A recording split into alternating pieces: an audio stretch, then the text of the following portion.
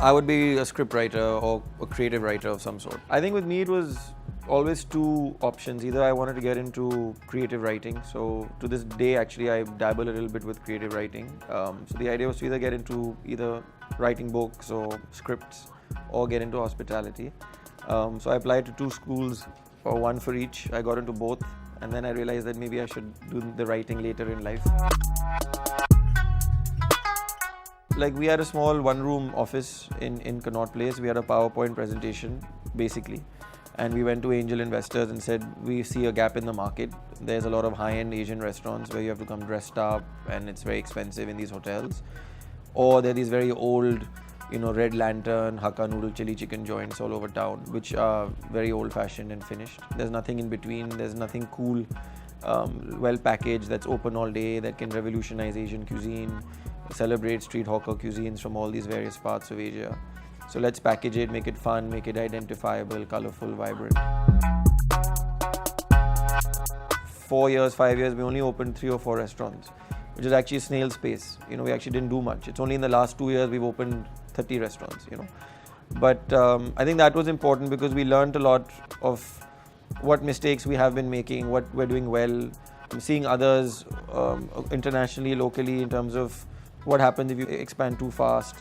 So I think there was a lot of that realism that, we have to do this in a very, very set way. We always say in our company that our standards must be 10 times higher than the customer's expectations. So if the customer is expecting, a certain kind of experience, we want to make sure that we're much more hard on ourselves to say that, no, this is still not good enough. How do you make sure that the experience is consistent, and not just consistent, that it keeps evolving? So, that's always without being a branded bully. 90% of our workforce intrinsically is demotivated. These people would rather be doctors and engineers and accountants. They don't sign up to be cutting onions and, hearing complaints of wealthy rich people who are, dining all the time. So how do you, and they come from all parts. They come from Mizoram, they come from Jharkhand, they come from all over, and they all have very different mentality.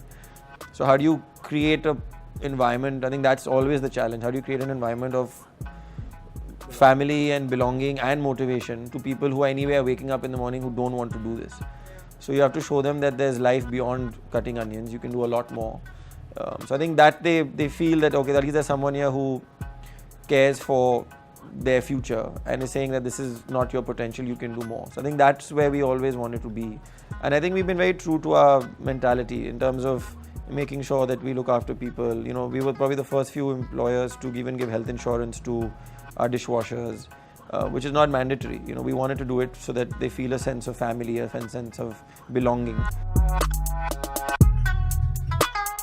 I think with inResto, what's good is that it's daily, so it's not something where after 5 months you're getting some data which just sounds like, it's outdated or it's too heavy to sort of make any filtration out of. So that's one good thing. I think the other good thing is that you have this feature called a negative feedback alert, which is great because it sort of just picks off on something which perhaps if we see a detection and if those negative alerts are coming from a particular venue, then you realize there's a larger problem there and you try and see if there's other feedbacks that are related to what those alerts are. So I think as a feature, I think the negative alert as let's say a co-founder, promoter, where you're looking at so much data, sometimes it's nice to pick a few of these red flags and to see if there's a trend in those flags. So I think that helps because, all the good news is fine, but, I think our job is to just pick holes in our delivery of service and product. So I think that helps for sure in inResto. So I think that's where technology is helpful because as a brand, if we're talking to the youth, if we're trying to be advanced in our thought, in our strategy, in our personality, then obviously one has to also not just sit with a big register book and start writing stuff with ball pens all day. So I think waitlist management with inResto also helps there. So I think the inResto waitlist management service really does help, especially for a brand like Dhaba and Mamagoto, which is high traffic and we rely very much on high table turns.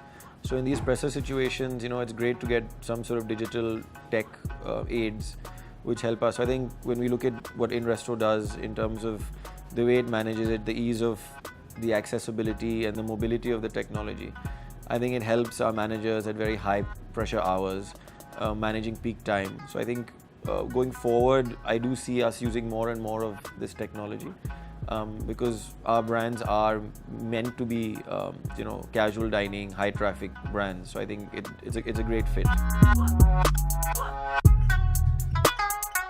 I think for me, there's a sense of clarity in the chaos. I think that's what these platforms bring us, because there's so much chatter, whether it's reviews and weight management. And the problem is, because our business is so reliant on human error, human emotion. Tomorrow if my chef's in a bad mood, the food's probably not going to be as good.